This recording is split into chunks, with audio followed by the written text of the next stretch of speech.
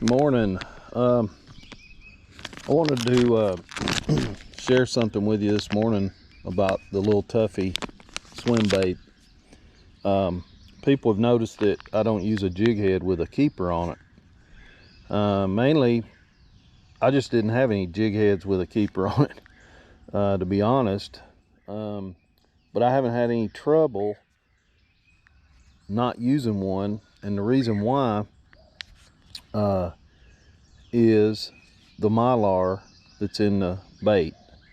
When I first had these baits made, they had a piece of aluminum in here and they were weakening the plastic or something, but it would tear up the bait. They worked great, caught a lot of fish with it, but I wanted to get it more durable.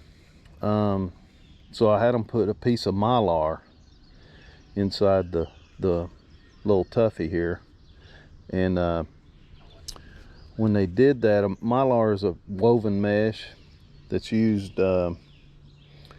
for fly tying, and I knew about it from tying flies back in the day.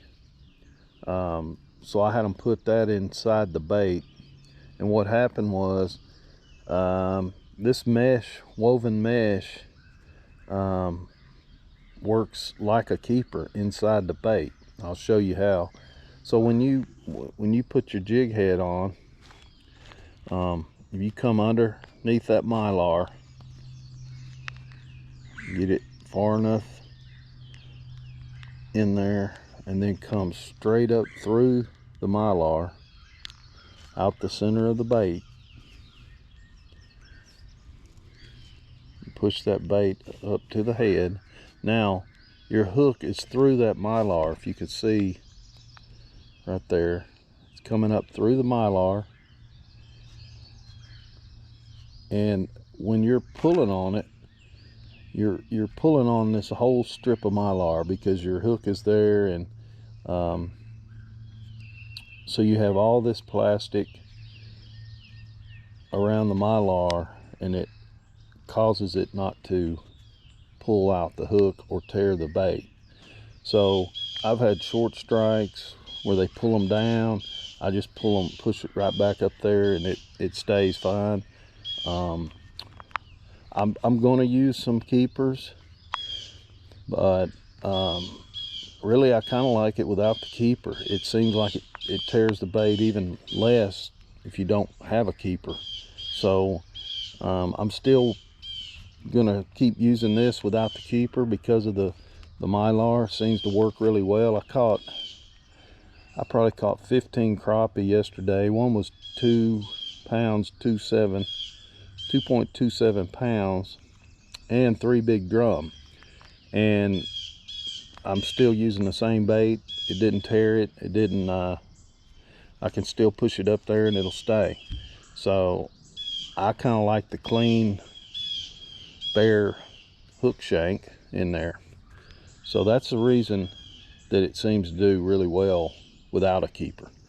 Another thing with the mylar, the way they poured the baits, if you see this little hole right here, that hole leads all the way up through, and you can see a little tube there. This is the mylar. It goes all the way up in that mylar. So if you wanted to put scent in this bait, you could put scent through that hole and fill up that cavity with scent.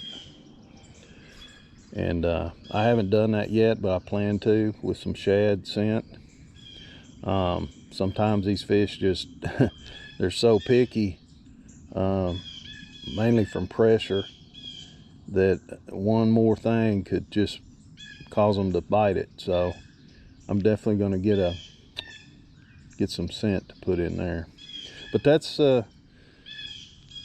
addresses the questions I've had about the bare shank. It works great without a keeper. It'll work great with a keeper. I used a keeper, a lead keeper, on my other baits before I got these, and it worked. But this is such a narrow bait, slender, that the lead keepers with the little hooks on them is just a little too much for this little bait. But the wire keepers will work great. I just don't have any, and accidentally, because of that, learned how well it stays because of that mylar. So, and another thing, if you want to take this off the hook shank after you get it in there like that, when you pull it out through the mylar, and you'll see why the hook stays, it's kind of like getting a hook out of a landing net. You have to work the barb through the mylar mesh. But I've never had a reason to take a bait off of it unless it's torn or messed up. So, but just to let you know, if you did want to do that.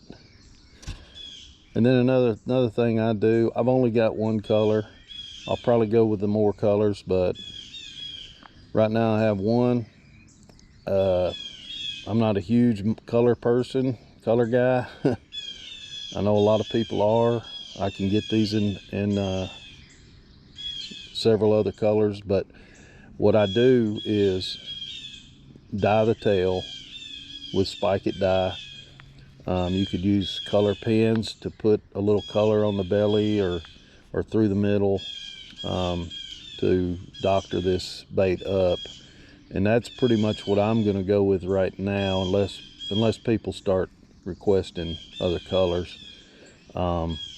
Because if they're down there and they're eating, they're going to bite that. I mean, that looks like a minnow. So sometimes color makes a difference, but I found most of the time a little chartreuse on the tail, if the water's murky or dirty, you know, it will help them see it a little further. But if you get that bait close enough to them, they're gonna eat it. All right, I just wanted to show that to you this morning, and I think I'm gonna go fishing.